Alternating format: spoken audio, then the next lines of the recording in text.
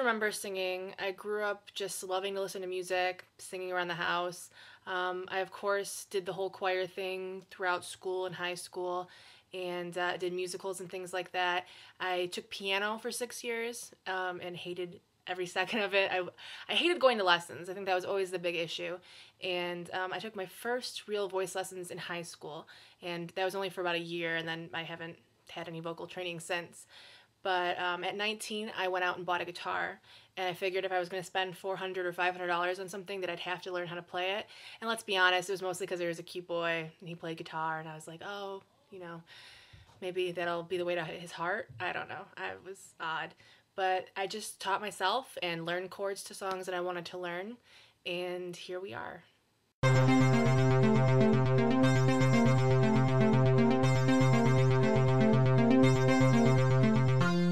It's sort of hard to pinpoint exactly what video I made or what shout out I got that has been my huge break on YouTube, I guess. For me, it's just a continuous word of mouth. It's people buying my CD and talking about it in videos, or feeling the need to use my music, or liking me as a person and wanting me to be a part of a collab or anything like that. But there have been a few people who have mentioned me who have sent a lot of people my way. Perez Hilton was one of them. He put a video I did, a cover of Lillian's Not Fair, on his blog, and I remember checking my email and then all of a sudden realizing that something was horribly wrong, because it was just filled with thousands of subscribers just coming in one on top of the other, and that was pretty intense, and I remember freaking out that night when that happened. Also, Michael Buckley, What the Buck Show, he did a little lip singing thing to one of my songs, and I got a lot of reaction from that. But I've been very blessed to have not just musicians shout me out. Like, there have been people from the beginning, Chris and Danya, Caitlin Autry, that have shouted me out and talked about me in videos or wanted to do collabs with me. It's also the fact that I've become friends with people in all different aspects of YouTube. So makeup gurus like Petralude, Ray William Johnson gave me a shout out recently, and you know, he does more entertainment and viral video. Soundly Awake and JP Metz do more kind of comedy, and they give me shout outs or being a part of their live blog TV shows. So it's really being a part of the community and just making friends and people wanting to use your music or talk about you, and that's how people find you.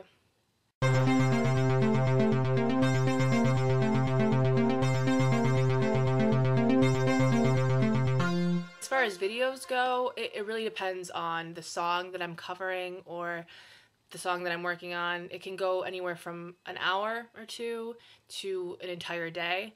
There are songs that I learn really quickly and I get out there, and then there are songs that, like I did a Justin Timberlake, a cover of Summer Love, and it was all acoustic. It was just me using water bottles and bags and things like that, and no guitar, and that took me all day. So it just depends on the circumstances surrounding where you're recording, if people are talking and being loud, because I live at home, and you know, how hard a song is. As far as being a part of the different sites I'm on, like Facebook and YouTube and Twitter and MySpace, I spend a lot of time on those. I feel like I'm constantly online or close to a computer or interacting with a lot of my YouTube friends, people on Twitter, and I think sometimes you have to take a break from it, but it's really that interaction that people don't just see me make a music video once every month or once every few months and then they don't hear from me. It's the fact that people can access me at any time, I think, that they like, that I'm always around and I'm involved in the community of YouTube, not just using YouTube as a launching pad to become a musician superstar or something like that. I genuinely like the community and I genuinely like the friends that I'm making, so I think it works out in my favor.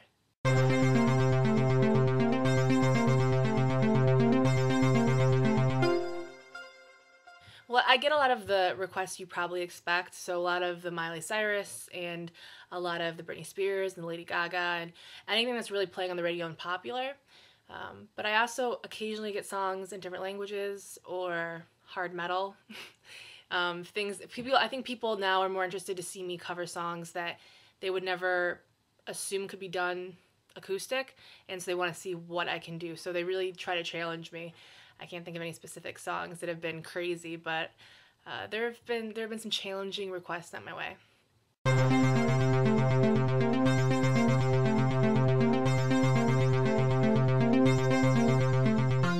started Project Lifesize as a response to some of the hatred I got early on doing YouTube. A lot of fat comments and things about how I was ugly, and it was never focused on the music that I was putting out there. It was never focused on if they actually liked what I was doing. And it wasn't so much that I was concerned with getting the comments, because it's sort of something I've dealt with all my life. And not to say that I'm not sensitive to it online, but you develop a thicker skin as it goes on. I was more concerned about the subscribers that I had at that time, a lot of them being teenage girls, and I didn't want them to watch the videos and enjoy what they were seeing and then scroll down to leave a comment and see all these really negative, awful things that people were saying. And I thought that would be really discouraging for them to put out their own videos or, be involved with YouTube, because they think, oh, it's all about hate and it doesn't matter how good I am at something, how I look is always going to come into play. So I started Project Lifesize sort of as a reaction to this, and I put out a casting call asking for other women who, were bigger, or whatever you want to call it, who or just didn't feel, not normal, but didn't feel accepted, felt like their voice wasn't being heard, because there are so many things as a bigger girl that are never really addressed and people don't talk about, and people just shush away because there's something wrong with you. And I thought, there are things that I've gone through in my life and things that I've seen that I would like to talk about, and I was really selfishly looking for friends. I really wanted to find other women and men and people that felt the same way that I did, in just the fact that I didn't feel my voice was being heard, and I felt that there were things that have happened to me that I wanted to share, and a view of the world that maybe doesn't get a fair amount of light shown on it. So I don't know, that was basically the reason I created Project Lifesize, and now it's a partner channel on YouTube. There are girls for every day of the week who make a video, a vlog about a certain topic, or we have free weeks, and then we have a subscriber of ours join us every month, just like a regular part of the channel, and it's really fun. It's been going on for over a year, and I don't know, we get subscribers, we have this really cool community happening, and really great friendships, and I don't know, it's really amazing to see the change in people who have watched the channel, who leave us messages saying, we get everything from older men and women saying, I never thought, it was okay to be the way I was, and this channel has helped me, from all the way to 12-year-olds saying, I was really depressed, or I don't have any friends in school, and watching your videos make me feel better and make me feel that there's a silver lining. So, the fact that we can reach out to any of these girls and boys and anyone and make any difference is the coolest thing in the world, because when I was 12, I did not have anyone that I looked up to or anyone that I felt really understood what I was going through. So that's sort of the point of Project Lifesize.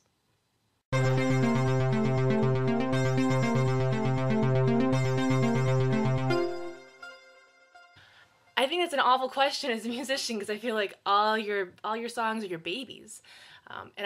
For me, it's always the song that I'm working on right now, or the newest song that I write, is always my favorite, because there's always a growth. There's always something that you're doing, you're like, oh, that was an experiment, or that was something that I really wanted to say. And so for me, the songs that I'm writing right now are the most relevant to what I'm going through.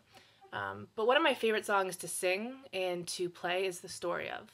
And I think just because it's so simple, and it was really inspired by a video I was watching, so it was very visual for me, and writing about a story that wasn't necessarily my own, but that I could relate to, and so it's one of my favorite ones to play.